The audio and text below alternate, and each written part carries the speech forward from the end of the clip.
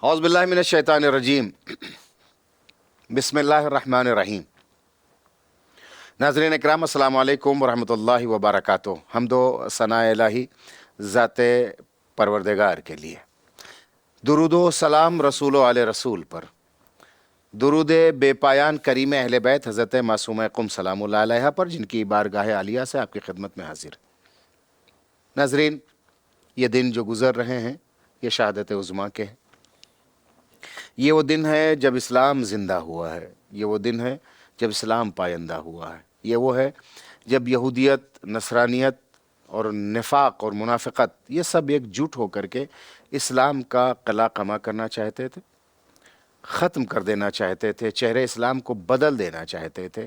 کچھ یہ تھے کہ اگر یہ اسلام رہے بھی تو برائے نام رہ جائے، مسجدیں رہیں لیکن اس کی رونق ختم ہو جائے، مصلی پہ بیٹھنے والا بظاہر نمازی رہے لیکن روح نماز اس سے چھین لی جائے، کعبے کے گرد یہ لوگ دوڑیں، طواف نہ کریں، ایک گھر کو چومیں، اسے بوسہ نہ دیں۔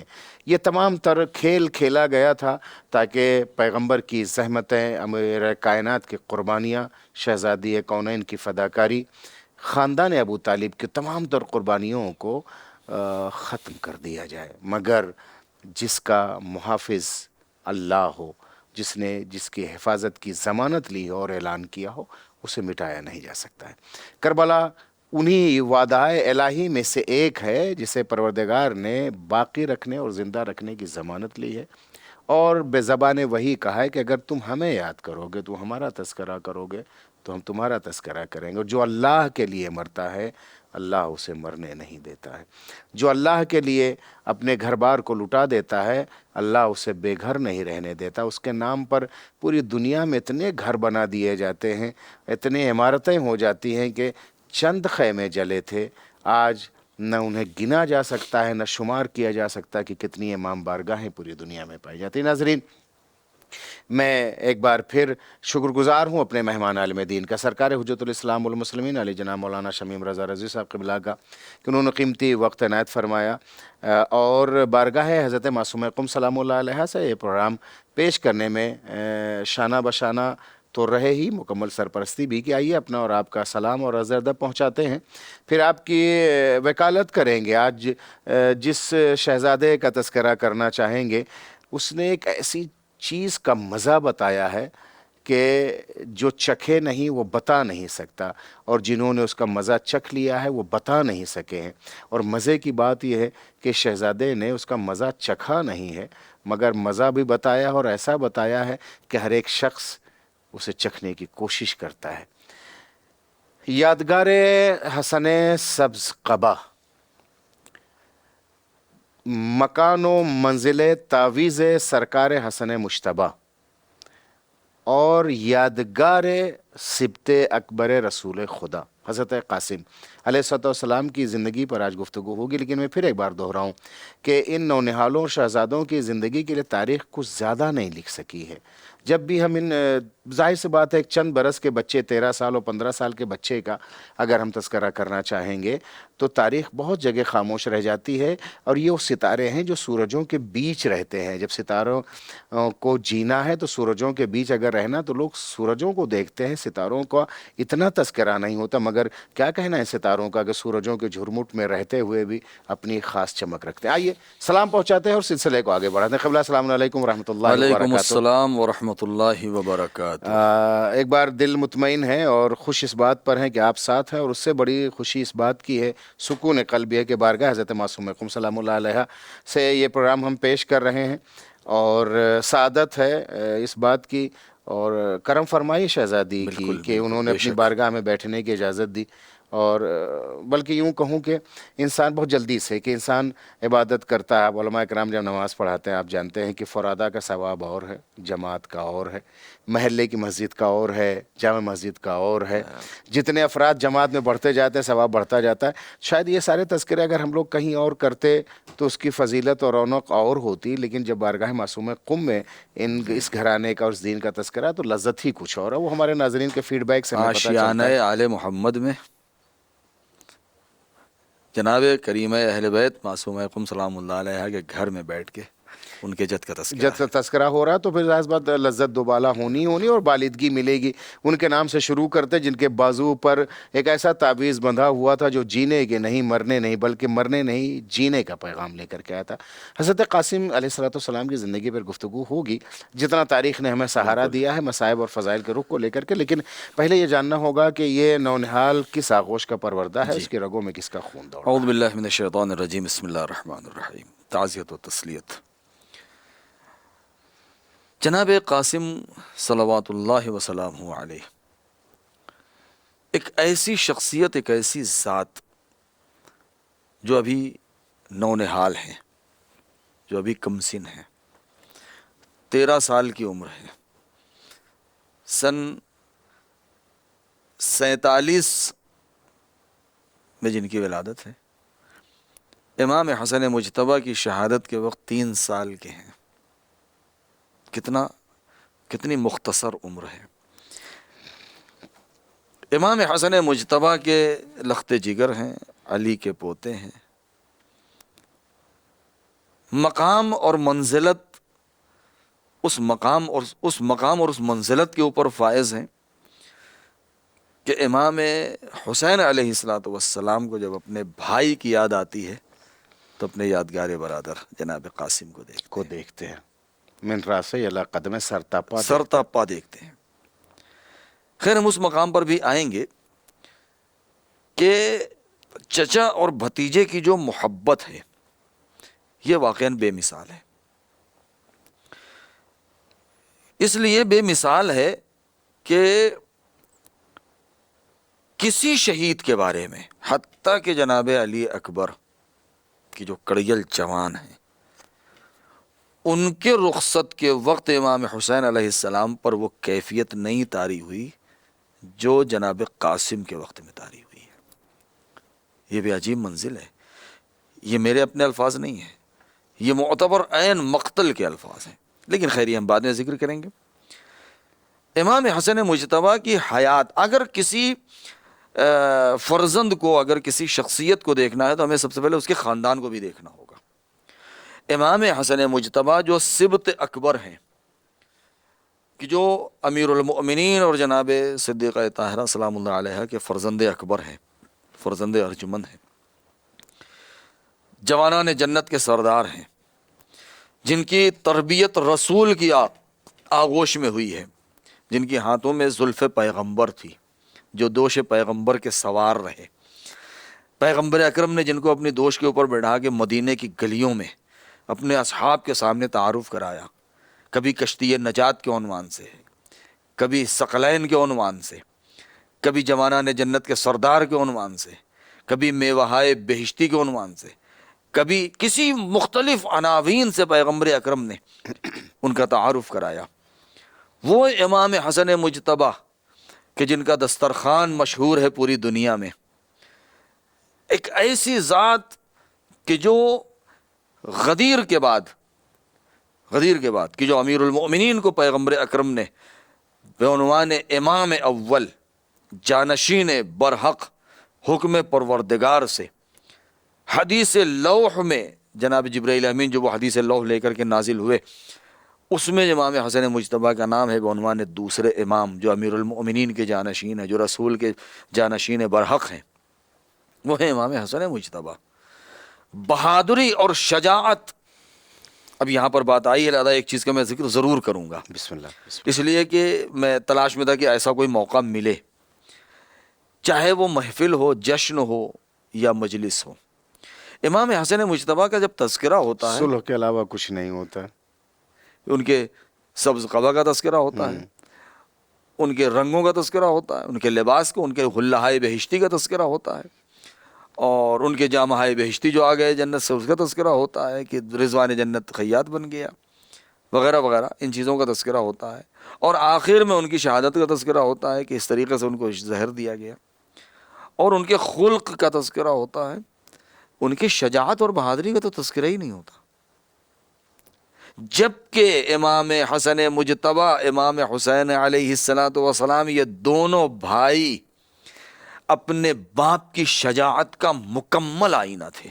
بے شک بے شک۔ ایک اس سے ایک بڑا اور ستم بھی ہے کہ خود پیغمبر اکرم کا جب تذکرہ ہوتا ہے تو جنگوں کا تو بہت تذکرہ ہوتا ہے، لیکن خود پیغمبر اکرم کی شجاعت نہیں کہیں بیان کی تذکرہ جاتی، نہیں ہوتا۔ جبکہ امیر المؤمنین یہ بیان کرتے ہیں کہ انا عبد من عبید محمد۔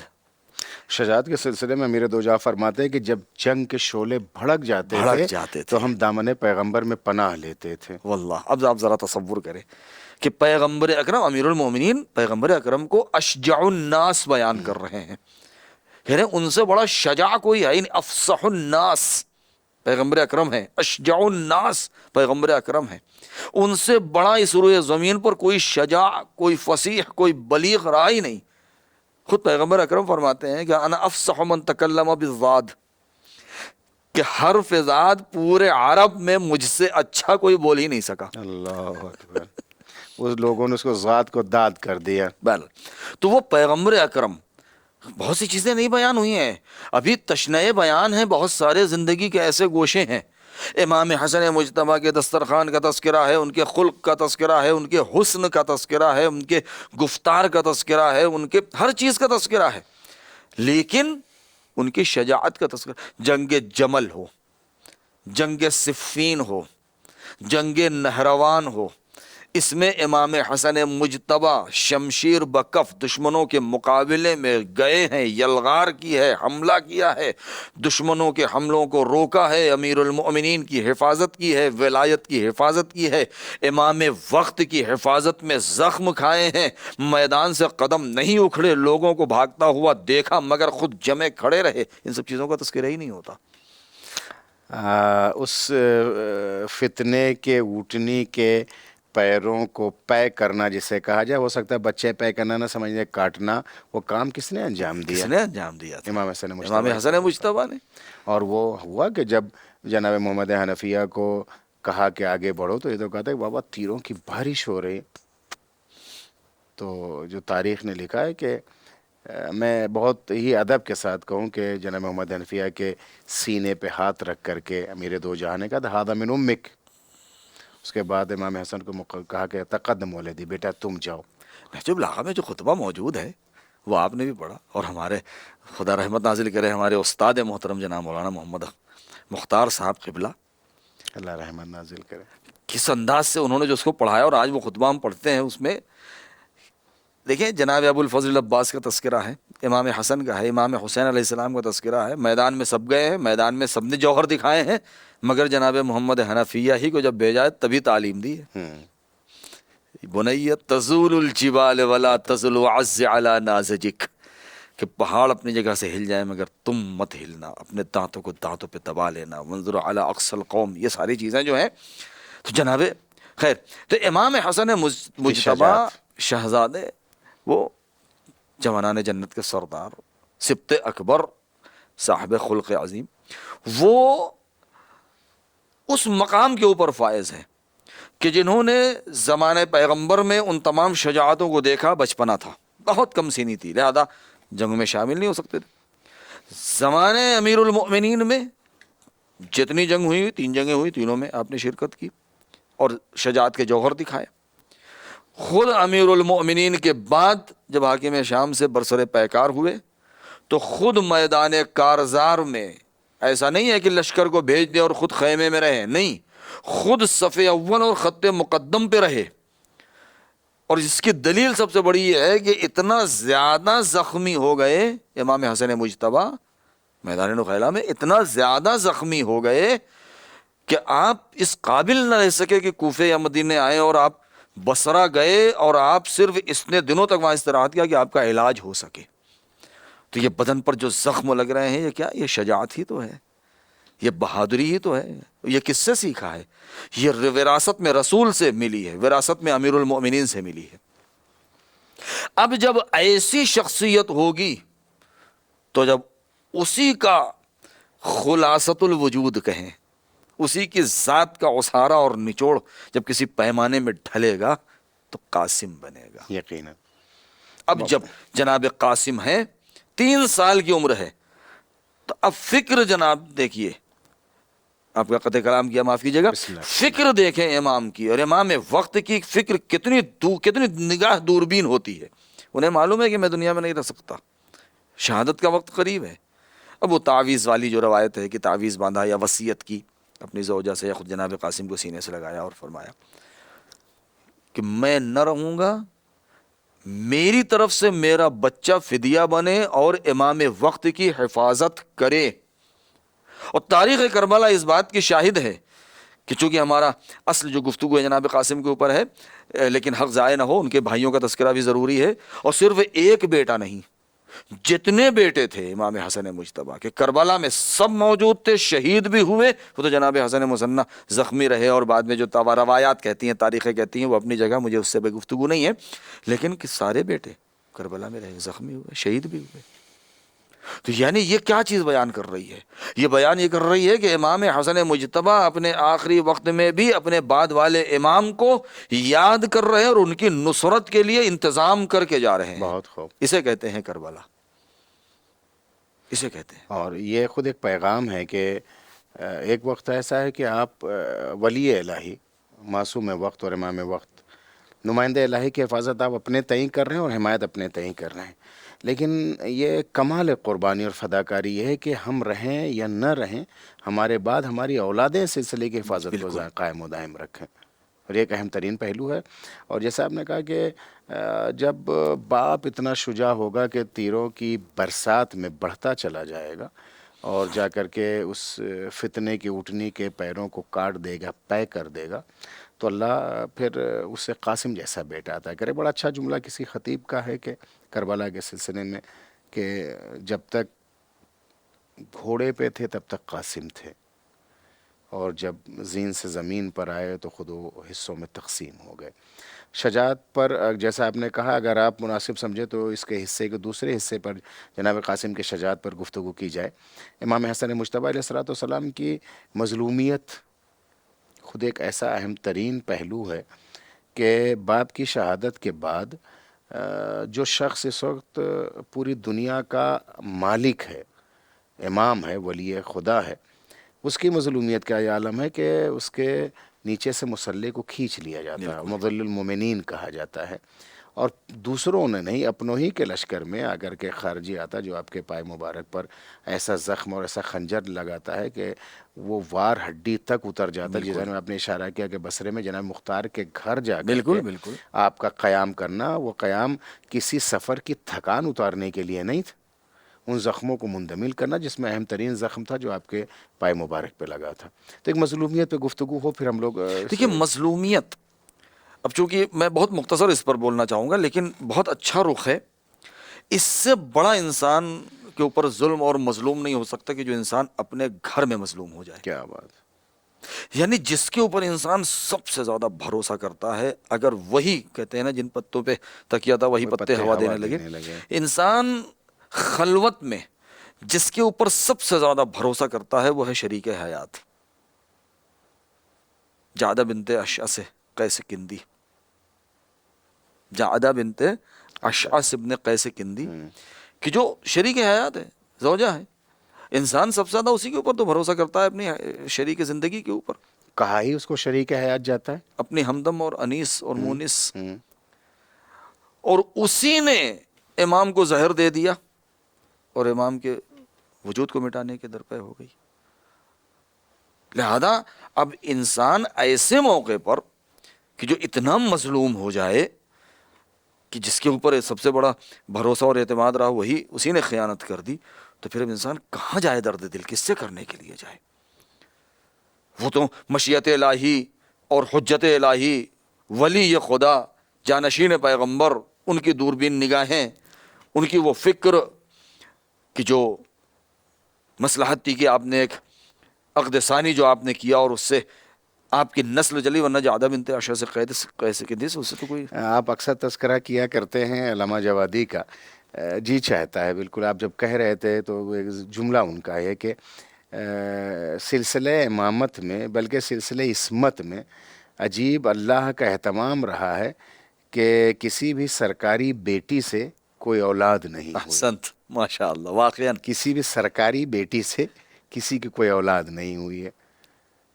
بہت آگے صحیح. بڑھیں، اس پہ زیادہ نہ ہم لوگ بس رکیں. بالکل کسی شہزادی سے نہیں ہوئی، ہاں کسی سرکاری بیٹی سے. سرکاری بیٹی سے نہیں ہوئی، بڑا- یہاں تک کہ کنیزوں کو فوقیت دی. ہاں لیکن کسی سرکاری بیٹی سے اللہ نے کسی کو کوئی جنم نہیں لینے دیا. تو جناب امام حسن مجتبی اس مظلوم شخصیت کا نام ہے کہ اب جس کے جنازے پر تیروں کی بارش ہو. یہاں پر ہم چھوٹا سا بریک لیں گے. ناظرین، وقت ہوتا ہے یہاں پر چھوٹے سے بریک کا. بریک کے بعد آئیں گے اور پھر سلسلے کو آگے بڑھائیں گے.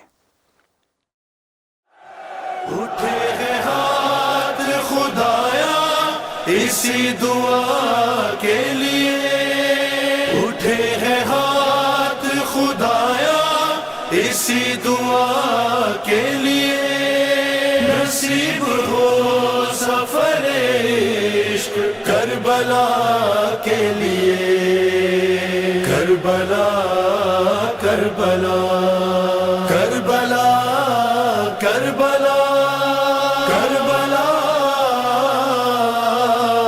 کربلا کرب و بلا نصیب سے جانا نصیب ہو، کرب و بلا نصیب سے جانا نصیب ہو، کرب و بلا نصیب سے جانا نصیب ہو، پھر لوٹ کر وہاں سے، پھر لوٹ کر وہاں سے نانا نصیب ہو، کرب و بلا نصیب سے جانا نصیب ہو، کرب و بلا نصیب سے جانا نصیب ہو، آنکھوں کو جب بھی اشک بہانا نصیب ہو،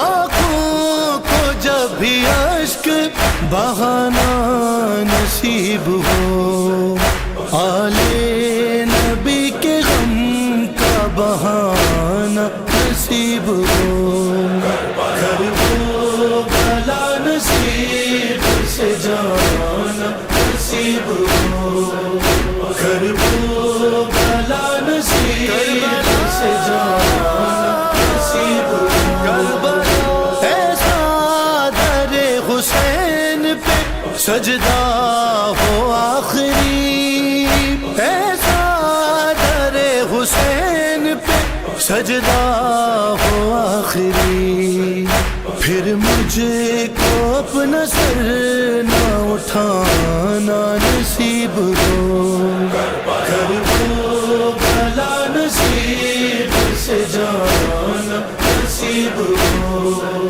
کرب و بلا نصیب سے جانا نصیب ہو، پروردگار ٹھوکریں در در کی کب تلک، پروردگار ٹھوکریں در در کی کب تلک، اب مستقل نجف میں ٹھکانا نصیب ہو.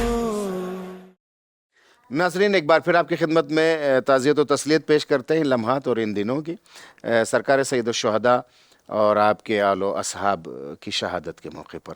سلسلہ جاری ہے. اس کاروان نور کو منزل بمنزل ہم آگے پہنچا رہے ہیں اور آخر اسے عصر عاشور تک پہنچا کر کے آپ سے رخصت چاہیں گے. سلسلہ جاری ہے حضرت قاسم ابن الحسن علیہ السلام سے منسوب اس تاریخ پر، اور سب سے پہلے آپ کے پدر بزرگوار سرکار سبط اکبر امام حسن مجتبی علیہ السلام کی زندگی کے ساتھ ساتھ اس نوشاہ کا تذکرہ ہم کرتے جا رہے ہیں. آئیے سلسلے کو آگے بڑھاتے ہیں جہاں پر ہم نے ایک چھوٹا سا بریک لیا تھا. امام کی مظلومیت. عجیب ہے کہ لوگ مرنے کے بعد دشمنیاں بھلا دیتے ہیں، جنازے میں جائیں نہ جائیں توہین نہیں کرتے ہیں، مگر یہ واحد جنازہ ہے جو کفن پہننے کے بعد پھر اس میں تیر پیوست کیے گئے۔ سارے اہل مدینہ نے اپنی نگاہوں سے دیکھا تھا۔ بھائی اس زمانے میں جو بھی افراد 50 سال کے رہے ہوں گے، 50 سال سے اوپر کے رہے ہوں گے، ان سب نے دیکھا ہوگا کہ رسول اسلام، چونکہ سن 50 میں شہادت ہوئی ہے امام حسن مجتبیٰ کی، 50 سے اوپر کے جتنے تو سب نے دیکھا ہوگا کہ رسول اسلام نے ان کو بچپنے میں اپنے دوش پر سوار کیا اور مدینے کی گلیوں میں آپ نے ان کے فضائل بیان کیے ہیں، مسجد میں بیان کیا ہے۔ صرف ایسا نہیں ہے کہ امام، دیکھیں بعض چیزیں مشہور ہو گئی ہیں، جیسے امام حسین علیہ السلام کے سلسلے میں امام حسن مجتبیٰ کا بھی تذکرہ اسی انداز سے، وہ بھی مسجد میں چلے جایا کرتے تھے۔ وہ صد الابواب اللہ بابا ہو چکا تھا، صرف ایک دروازہ کھلا تھا، بچے نے کبھی نانا کی آواز سنی دوڑ کے چلا گیا، کبھی آغوش میں بیٹھ گئے، کبھی مسلح پہ جا کے حتیٰ بیٹھ کہ گئے۔ پشت رسالت پر کا جو واقعہ سرکار سید الشہداء کے لیے امام حسن مجتبیٰ علیہ السلام کے لیے ان کے لیے بھی متعدد کا ہے، بالکل ہے۔ تو ان سب نے دیکھا، اور اس کے بعد محبت کو بھی لوگ جانتے ہیں، لیکن کون سی ایسی خلیش اور دشمنی تھی کہ جنازے کو نانا کے پہلو میں دفن نہیں ہونے دیا؟ پہلو میں تو چھوڑیے، اس علاقے میں، اس احاطے میں دفن نہیں ہونے دیا، اور جنازے کے اوپر تیر 40 یا 50 تیر لگے کہ بہن نے اپنے ہاتھوں سے اس تیر کو نکالا ہے۔ یعنی یہ وہ تنہا جنازہ جو جس کی تشییع 2 بار ہوئی، ایک مرتبہ گیا اور اس کے بعد پھر واپس، اور دوہرا کفن پہنایا گیا۔ دوہرا کفن، اور وہ 3 سال 3.5 سال کی عمر کا وہ بچہ ہے کہ جو اس ظلم کو، اپنے باپ کے جنازے پر ہوتے ہوئے ظلم کو دیکھ رہا ہے۔ جناب قاسم، مظلومیت جناب قاسم کی اس بچپنے سے جس نے دکھ اور درد اور اس روایت کے تحت جیسا کہ آپ نے بازو پر باندھا یا آپ سے وصیت کی یعنی جناب قاسم سے، میں پھر آؤں گا اسی جانب، یعنی یہ گھرانہ یہ کہ بعد شہزادی کونین کی بیٹی ثانیہ زہرا سلام اللہ کی عمر 4 برس، عالم غیر معلمہ ہے۔ ایک بار ان سے اگر شہزادی کونین کوئی وصیت کرتی ہیں تو بہرحال رتبہ حضرت زہرا جناب زینب کا ہے، جناب زہرا سے اتصال کے بعد، بالکل۔ لیکن اگر آپ یوں دیکھیں گے تو ایک 3 سال کا بچہ ہے جو عالم غیر معلم بھی نہیں ہے، اور نہ ان غیبی منازل کو طے کر رکھا، نہ وہ درجات پہ جس پہ جناب زینب کبریٰ، مگر امام وقت اگر کچھ وصیت کر رہا ہے اور کچھ چیزیں ودیت کر رہا ہے تو یقیناً اس ظرف کو کچھ دیکھا اس ہے۔ کا 3 مطلب سال یہ کے ہے کہ بچے وہ اسرار منتقل کر رہے ہیں، بعض ایسے اس اسرار ہیں لائق جانا ہے کہ بالکل۔ یہ چیز ہے جسے 3 برس کے بچے کو ابھی سے امامت کی حفاظت کے لیے اسے تیار کرنا اور ذہنی آمادگی کرنا ہے، اور کچھ اسرار ہے جو اس کے حوالے کر رہے ورنہ ہیں۔ اتنے چھوٹے بچے ہیں، خاندان والے اتنا یاد دلائیں تو بچے بھول جائیں گے کہ میرے تصویریں باپ باپ کی بھول جاتے، ماں کی بھول جائیں جاتے، گے۔ جانتے نہیں لیکن کہ بیٹا ہے کہ جو یاد کیے ہوئے، اور اس کی تربیت اسی سائے میں ہو رہی ہے کہ تم کو ولی خدا کی حفاظت کے لیے تمہاری تربیت ہو رہی ہے، تم کو پروان چڑھایا جا رہا ہے، تمہاری پرورش ہو رہی ہے۔ اور ابھی تم 3 برس کے ہو، تمہیں مائیں تو بلائیں لیتی کہ ہمارا بچہ پروان چڑھے، جیے اور شباب اور نفانہ شباب، اور پھر وہ سر پہ صحرا دیکھیں۔ کیا ہو گیا 3-3.5 سال کے بچے کو جاتا ہوا باپ دنیا سے رخصت ہوا، وہ باپ ابھی سے موت کا پیغام دے کر کے جا رہا ہے۔ دیکھیے میں یہاں پر ایک جملہ میں کہنا چاہتا ہوں، ہمارے استاد کا ایک جملہ ہے، بہت اچھا جملہ ہے۔ امیر المؤمنین کی مظلومیت میں کہتے ہیں سب سے سخت منزل کون سی ہے؟ غسل دینا بنت رسول کو، دفن کرنا۔ دیکھیں کہتے ہیں کہ زمانہ جو ہے سب سے بڑا مرہم ہوتا ہے، جب وقت گزر جاتا ہے۔ البتہ امیر المومنین اور بنت رسول کے بارے میں یہ بات کہنا بھی بہت سخت ہے کہ زمانہ گزرا اور کوئی بنت نہیں ہو رسول سکتا، کو اس نہیں ہو لیے کہ سکتا۔ سن 37 ہجری میں جب واقعہ پیش آیا جنگ کی آمادگی کے لیے، تو بہت سارے لوگ خضاب کر رہے تھے۔ کسی نے کہا کہ آقا آپ تو کہا نہیں، میں سوگوار فاطمہ ہوں۔ سوچئے سب سے بڑی مصیبت مولا علی کے لیے کیا تھی؟ جناب قاسم کے لیے جو مصیبت ہے، ٹھیک ہے، شباہت آپ دیکھیں۔ جناب امیر المؤمنین کے لیے ہمارے استاد غالباً حضرت آیت اللہ العظمہ جوادی عاملی حفظہ اللہ تعالیٰ، ان کا بھی ایک یہ فقرہ ہے، اور غالباً دکتور رفیع کا بھی، اگر میں غلطی نہیں کر رہا ہوں تو غالباً انہوں نے بھی اس بات کی طرف اشارہ کیا ہے کہ سب سے بڑی مظلومیت کیا ہے۔ کہہ رہے ہیں کہ دفن کر دینا اتنی بڑی مصیبت نہیں تھی، 25 سال تک قاتل زہرا کو اس مسند پر بیٹھتے ہوئے دیکھتے رہنا، یہ سب سے بڑی، یعنی روزانہ اس انسان کو دیکھ رہے ہیں 25 سال تک، ان افراد کو دیکھ رہے ہیں کہ جو دروازے پر آگ اور لکڑیاں لے کے، 1-2 تو نہیں تھے نا، بہت سارے تھے۔ جناب قاسم نے اس 3 سال سے لے کر کے وہ 10 سال تک، 11 سال تک، 13 سال کی عمر تک سارے چہروں کو بار بار وہ مدینے کی گلیوں میں دیکھتے تھے کہ جو باپ کے جنازے پر تیر چلا رہے تھے. تو کیا کوفت نہیں ہوتا رہا ہوگا, کیا اندر سے انتقام کا جیسا کہا تھا آدمی جی جی کے مرتا ہے. اس کو کہتے ہیں بار بار جی جی کے مر جانا. خیر ہمارا وقت زیادہ نہ ہو, جو بہت سارے اہم پہلو رہ گئے ہیں جناب قاسم کی حیات میں. آئیے ہم کربلا چلتے ہیں. کربلا میں دیکھیے ایک بہت اچھی یہاں پر جو تعبیر ہے اور جو ماندگار ہو گئی ہے, جو ہمیشہ کے لیے رہ گئی, اور وہ کہ جو ابتدا میں آپ نے خود فرمایا کہ جناب قاسم نے جو موت کا ذائقہ بتایا, احلی من العسل. کہتے ہیں کہ جب محضر شہداء پڑھی گئی شب عاشور تو حسین ابن علی کا بھی انداز امتحان دیکھیے, سب کا نام لے لیا, سب کی جنتوں کو بھی بتا دیا, مگر اپنے بھتیجے کا نام روک لیا. یہی وہ مقام ہے اپنا, چچا میرا نام نہیں ہے. آنکھوں میں آنسو, میرے لال کیسے میں تجھے تیرا نام کہاں. تڑپ کے کھڑے ہو گئے.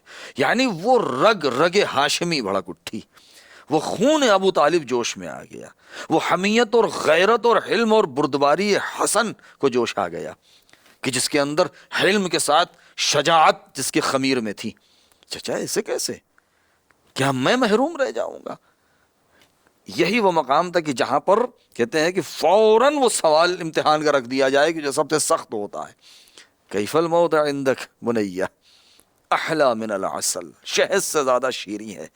بس اس جواب کا سننا تھا کہ کہتے ہیں نا کہ پتہ کھول دینا, کہتے ہیں نا کہ وہ فوراً اس راز کو فاش کر دینا, نہیں میرے لال تیرا نام بھی ہے.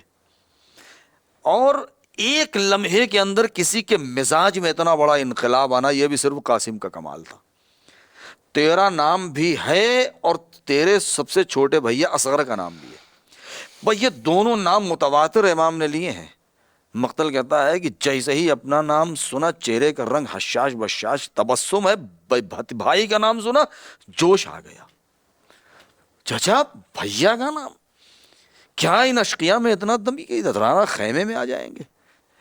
امام سمجھ گئے, امام زمانہ ہیں کہ نہیں, پہلا جملہ تو اس کے لیے قابل برداشت ہے, شہادت موت اس کے لیے قابل برداشت ہے, نامحرموں کا گھر میں آنا اس کے لیے قابل برداشت نہیں. بہت خوب.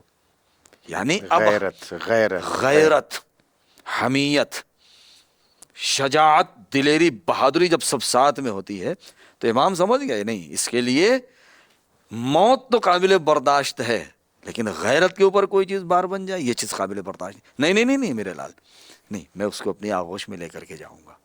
یعنی اس طریقے سے اس کو قابو میں کر لیا, ورنہ نہ معلوم کتنے سوالات کر لیتے ہیں امام سے اپنے اس کمسینی میں.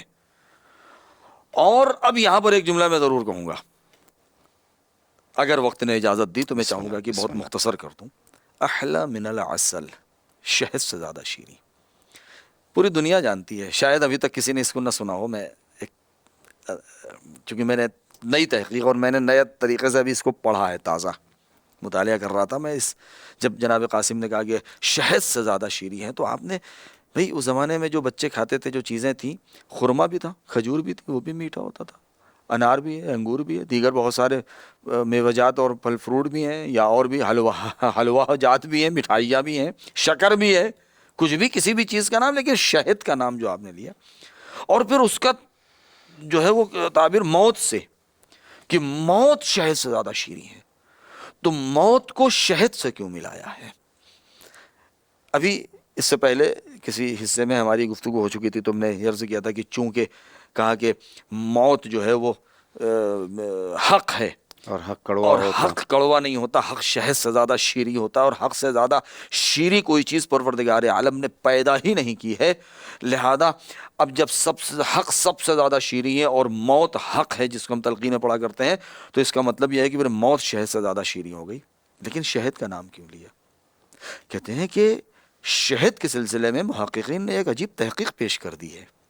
کہتے ہیں پوری دنیا میں کھانے پینے کی جو چیزیں ہیں ان میں صرف ایک چیز ہے شہد. قرآن مجید میں جس کے سلسلے میں کہا گیا ہے کہ وَأَوْحَيْنَا إِلَى النَّحْلَةِ أَنِ اتَّخِذِ مِنَ الْجِبَالِ بُيُوتًا, ٹھیک, اور کہ بلند و بالا جگہوں پر اور پہاڑوں پہ اپنا وہ بنائے اور فلاں یہ ساری وحی ہم نے کی ہے اس شہد کی مکھی کی طرف. اور اس کے بعد پھر وہ فیہ شفاء للناس مختلف الوان، یہ سب قرآن کے الفاظ ہیں کہ جس کے رنگ مختلف ہوں گے اور اس کے اندر شفا رکھی گئی ہے۔ آج محققین نے تحقیق کیا ہے اور ثابت کیا ہے اور اس کے سیمپل اور نمونہ بھی پیش کر دیا ہے کہ جتنی بھی کھانے پینے کی چیزیں ہیں پروردگار عالم نے پیدا کی ہیں، ان میں تنہا شہد ایک ایسی چیز ہے جو کبھی خراب نہیں ہو سکتی۔ یہ بھی ایک نئی چیز ہے، کبھی، یعنی کہتے ہیں نا کہ سال 2 سال، یا اپنے یہاں کہہ دیتے ہیں کہ ارے کبھی خراب نہیں ہوتی ہے، لیکن 10 سال 20 سال گزر جانے کے بعد تو کہتے ہیں ارے اتنی پرانی ہو گئی، کہتے ہیں وہ کبھی کبھی نہیں خراب ہو سکتی۔ یہاں تک کہ ابھی مصر کے جو آثار قدیمہ میں کہیں پر کوئی کھدائی وغیرہ ہو رہی تھی تو اس میں ایک کوزہ ملا جس کے اندر شہد تھی، کہتے ہیں 5,500 سال اس کو جو ہے آثار قدیمہ کے ماہرین نے کہا اس کی مدت جو ہے وہ 5,500 سال پرانی ہے، اور جب اس کو لیب میں چیک کیا گیا تو کہا بالکل ایسا لگ رہا ہے جیسے تازہ اور کھانے کے لائق ہے۔ اب سوچئے کہ جناب قاسم نے جو موت کے ذائقے کو بتایا تو ایک ایسی چیز سے کہ جس سے زیادہ خوش مزہ کچھ نہیں، جس سے زیادہ شیریں کوئی چیز نہیں، جو کبھی نہ خراب ہونے والی شے ہے۔ یعنی جناب قاسم کا اشارہ اس بات کی طرف بھی تھا کہ اگر موت حق کے اوپر آ جائے تو پھر ایسی حیات ملے گی جو کسی حیات کو کبھی فنا نہیں ہے۔ کیا بات، بہت خوب۔ جس حیات کو کبھی فنا نہیں ہے، جس کے اندر کبھی خرابی آ ہی نہیں سکتی ہے، جو ہمیشہ اسی طریقے سے تر و تازہ رہے گی، وہ نونہال کے جس نے اپنی جان کو قربان کر دیا ہے ولی خدا کے اوپر اور دین الہی کے اوپر اور حق کی بقا کے لیے، اور شہد سے جس کو آج دیکھیں کہ اتنے سال گزر جانے کے بعد جب قاسم کا تذکرہ ہوتا ہے تو نوجوانوں کے اوپر شادابی آ جاتی ہے۔ یہ بلکہ کہا جائے وہ مرنے کے متمنی ہوتے وہ ہیں۔ مرنے کے متمنی ہوتے ہیں۔ میں بات کو اور مختصر کر دوں، شاید ہمارا وقت ختم کے قریب ہو۔ میں نے ابتدا میں عرض کیا کہ یہ وہ ذات ہے کہ امام وقت حضرت امام حسین علیہ السلام کے اوپر جو کیفیت طاری ہوئی ہے وہ شاید جناب علی اکبر کے وقت میں طاری نہیں ہوئی۔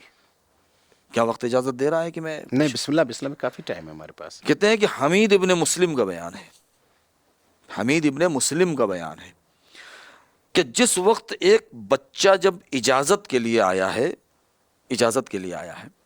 اور امام ہر شہید کی طریقے سے کہ جو اس طریقے کے نوجوان شہید تھے بچے کہ ٹالنے کی کوشش کر رہے ہیں یہاں تک کہ وہ وقت آیا کہ نہیں میرے لال جاؤ اپنے ماں سے رخصت ہو کر کے آؤ، اور رخصت ہو کر کے آئے اور امام کے روبرو کھڑے ہوئے اور امام نے وہ بخچہ وہ صندوقچہ آپ نے منگوایا اور اس کے بعد اپنے بھائی کی یادگار وہ تبرکات جناب قاسم کے سے بتن کیے ہیں، اور اس کے بعد جب سر پہ عمامہ رکھا ہے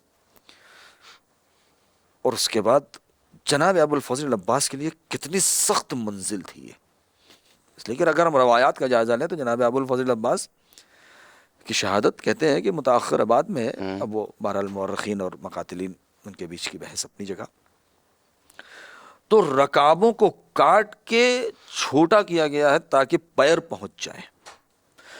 حمید ابن مسلم کہتا ہے کہ میں نے دیکھا کہ چچا اور بھتیجے دونوں جناب قاسم کو سر تک قدم دیکھا، داہنے شانے کی طرف آئے، بائیں شانے کی طرف پشت پہ گئے اور سامنے آئے اور اپنے سینے سے لگایا، فبکا، دونوں روئے، دونوں اتنا زیادہ کہ دونوں غش کھا کے گر گئے۔ اللہ اکبر۔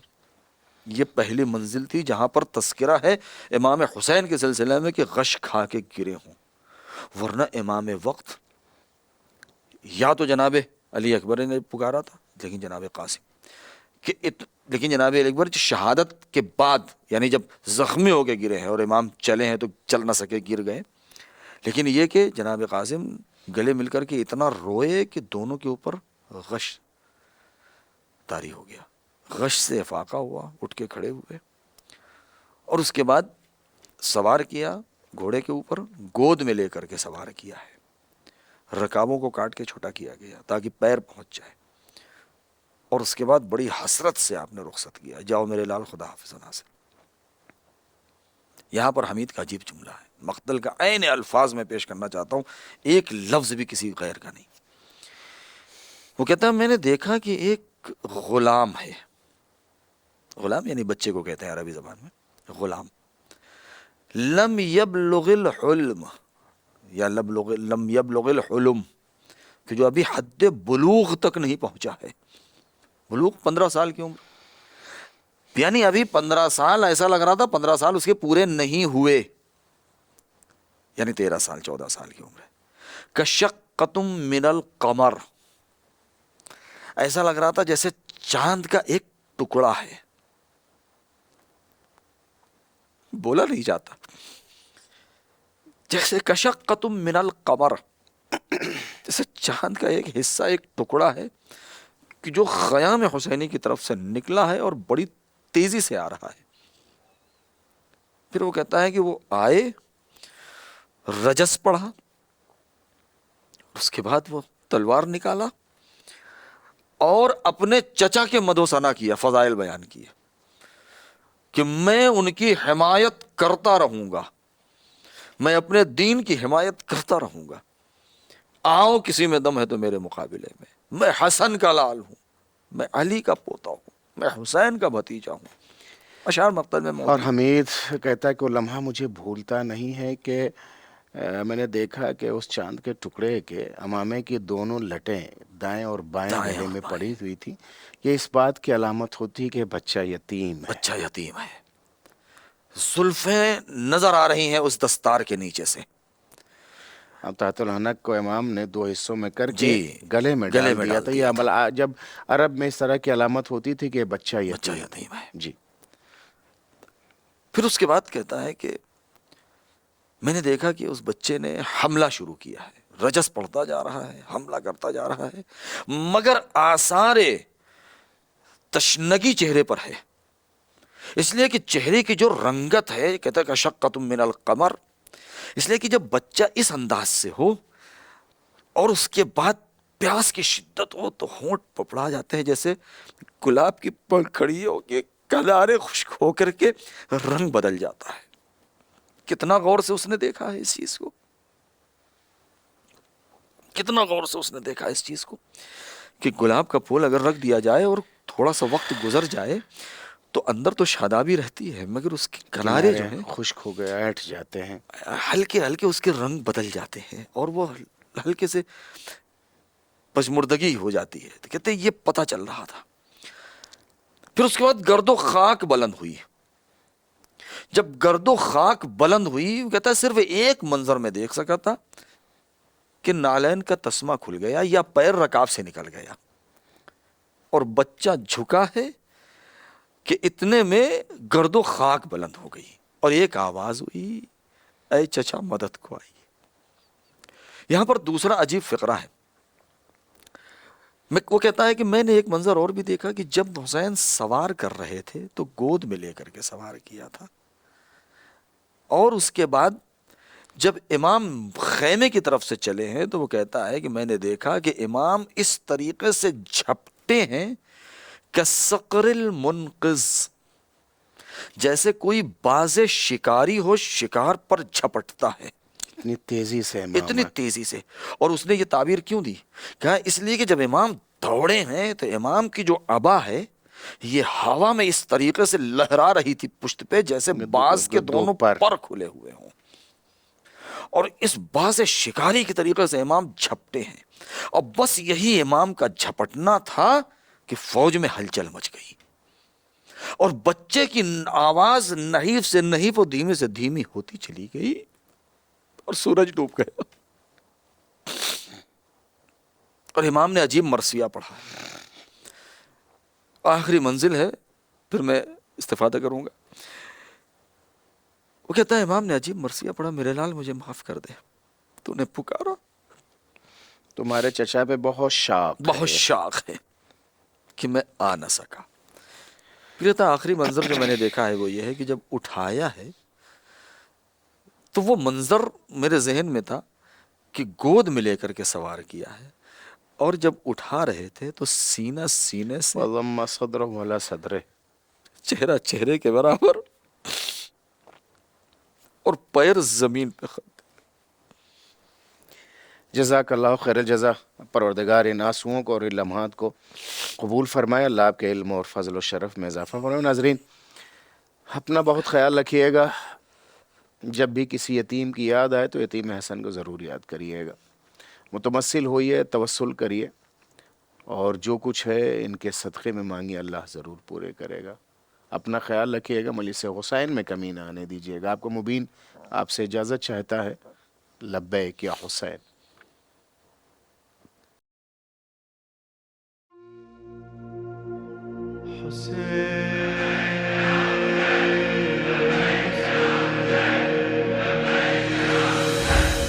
المشتاق لك وبكربلاء جروحي